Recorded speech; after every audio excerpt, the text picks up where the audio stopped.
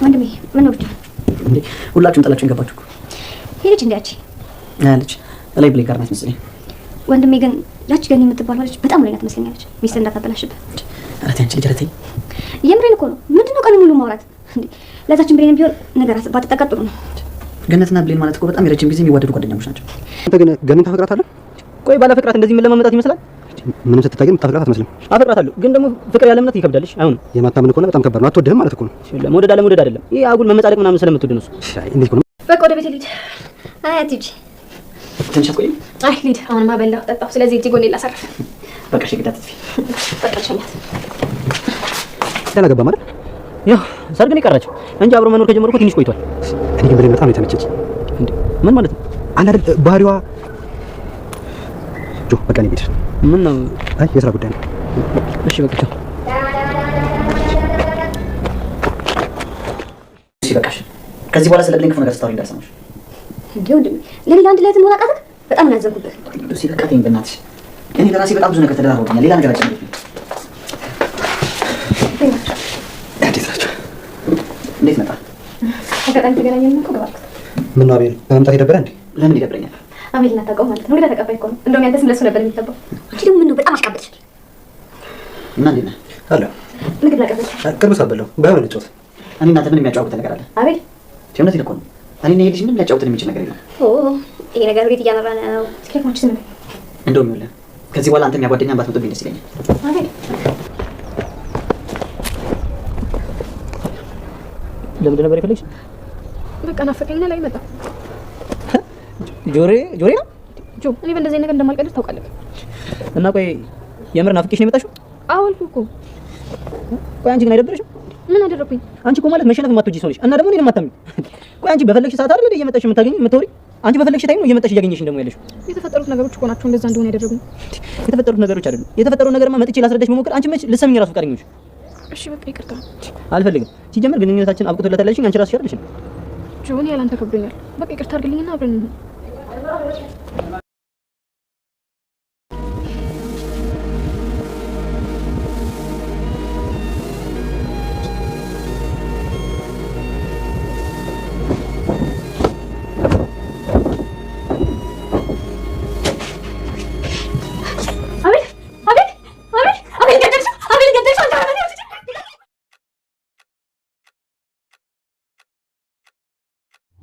ሉሲ አቤልን ገደለችው። ብሌንም ድንገት ደርሳ ሉሲን ጉሮሮዋን አንቃታለች። ጆና ገኒም ታረቁ። እንግዲያ ወደዛ ቤት ሲገባ ብሌንን ወዳጅ አድርጎ ወደዛ ቤት ቢገባም አቤል ግን ቀልቢ አልወደደውም እያለ ነበር። አቤል እንግዲያን እንደሚያውቀው ይሰማዋል፣ ግን ደግሞ የትና እንዴት በምን እንደሚተዋወቁ ግራ ገብቶታል። ሉሲን ዛሬ ካልጨረሽው ቪዲዮውን እሰጠዋለሁ ብሏታል። አባትሽን የትገይ የሚያሳየውን ቪዲዮ እለቀዋለሁ ብሎ እያስፈራራት ነው። ሉሲም እንግዲህ ጨክና አቤልን በትራስ አፍና ገለዋለች። ሰላም ውድና የተወደዳችሁ ውድ ቤተሰቦች እንደምን አላችሁ?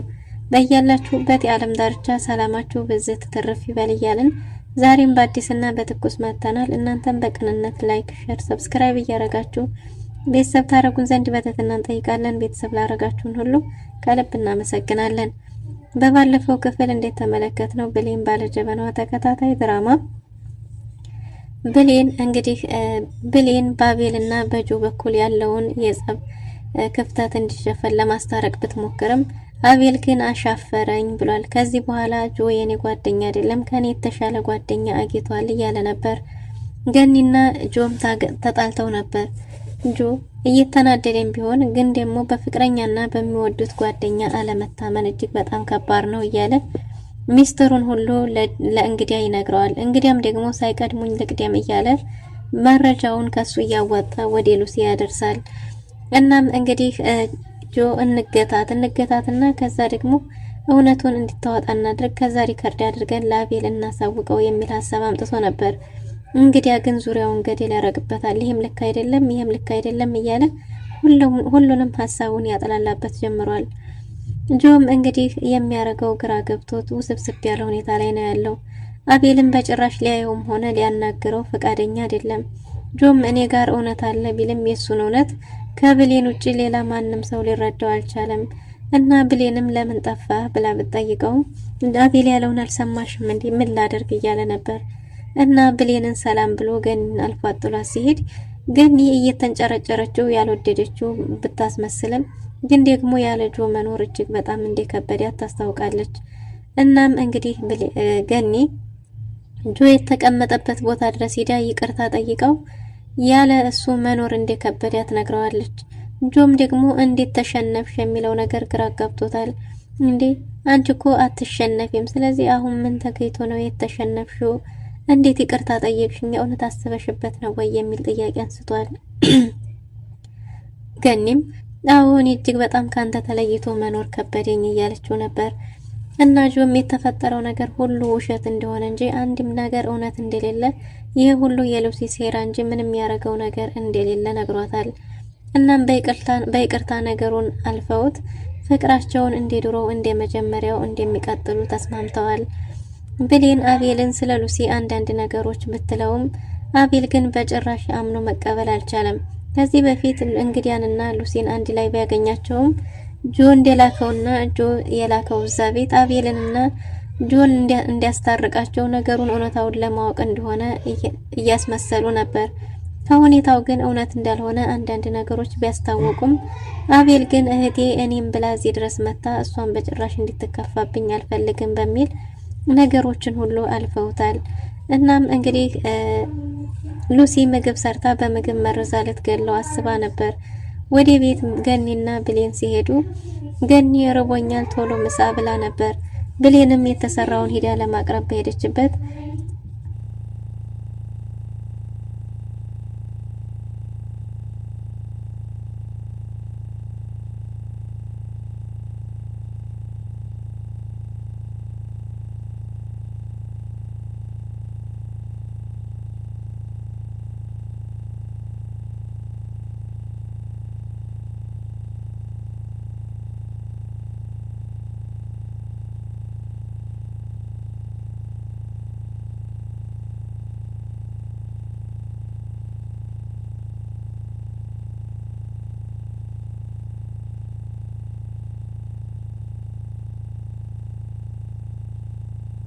በዛን ጊዜ እንግዲህ የቤት ውስጥ ማንም ሰው አለመኖሩን ቸክ ካደረገች በኋላ ሉሲ አቤልን ከተኛበት ቀስቅሳው ምሳ ብላ እያለችው ነበር። አቤልም ቆይ ብሌን ትምጣ እንጂ ያለ ብሌን ምንም ነገር ቢሆን መብላት አልፈልግም ቢልም እንደዛማ መሆን የለበትም እንዴት እኔ እህትህን አንተን ትለምቢ ትለኛለህ ብላ ተተቆጣበት። እሺ በቃ ብሎ ወደ ሳሎን መጥቷል። ወደ ሳሎን ሲመጡ ገኒ ሳሎን ቁጭ ብላ ነበር። ገኒን ብሌን ስትላት ብሌን ርቦኛል ስላት ምግብ ልታቀርብ ወደ ክችን ገብታለች። ስትላት እንዴ ብሌን ብላ ምግቡን እንዳታመጭ ብላ ከጮኸች በኋላ ከክችን ገብታ ምግቡን ደፍተዋለች። ምግቡን ስደፋውና በዛ ላይ ደግሞ ብሌንን አንዳንድ የማይገቡ ቃላቶችን ስትናገራት ብሌን ከፍቷት እዛው ቆማ ቀርታለች። ረጅም ሰዓት ስትቆይባት ምንድነው የተፈጠረው ብላ ብሌንን ልታያት ሄዳለች።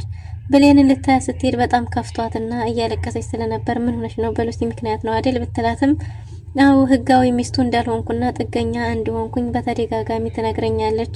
አሁንስ የሷን ነገር መቋቋም እጅግ በጣም ከብዶኛል እያለቻት ነበር። እንግዲህ ገኒም በቃ ታያት ይቺ ልጅማ የሆነ ተልኮ ያላት ይመስለኛል እያለች ነበር። እናሁን ምግቡ ሲት ደረሰ ስትላት ምግቡንማ ደፋችሁ ብላታለች። ለአንድ ሰው ነው ብቻ ነው እንደሰራችሁ ብትላትም አው ደፋችሁን የመሰለኝ ግን ደፍተዋለች እሱንም ስትላት እንዴም ለደፋችሁ እያለች ግራ ተጋብተው ነበር። በቃ እኔ እሰራለሁ ብላው ብሌን ወደ ስራ ስትገባ ገኒ ልገዝሽ ብትላትም እሷ እንደምትሰራ ነግራት ወደ ሳሎን ሄዳለች። ወደ ሳሎን ሄዳ ቁጭ ባለችበት አቤል ፊት ለፊት ለማንም ማንም እሷ ሰርታ እንደማንንም እንደማታበላና ገኒንም ጥገኛ እንደሆነች አይነት ነገር እንዲሰማት ቤት የለሽም አይነት ነገር እየተናገረቻት ነበር።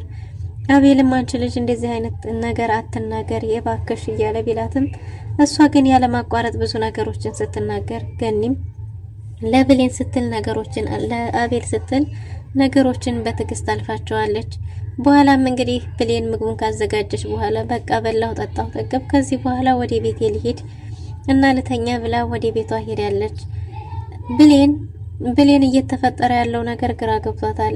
ሉሲን አንቃ ይዛም ለምን እንደመጣችና እዛ ቤት ምን ማድረግ ፈልጋ እንደሆነ በተደጋጋሚ ልጠይቃት ብትሞክርም ሉሲም እሷ ጥገኛና ህጋዊ ሚስቱ እንዳልሆነች እዛ ቤት እንደማይመለከታት ቤቱን ለቃ እንድትወጣ ሁሌ ብትገፋፋትም ብሌን ግን ሁሉን ችላ ተቀምጣለች።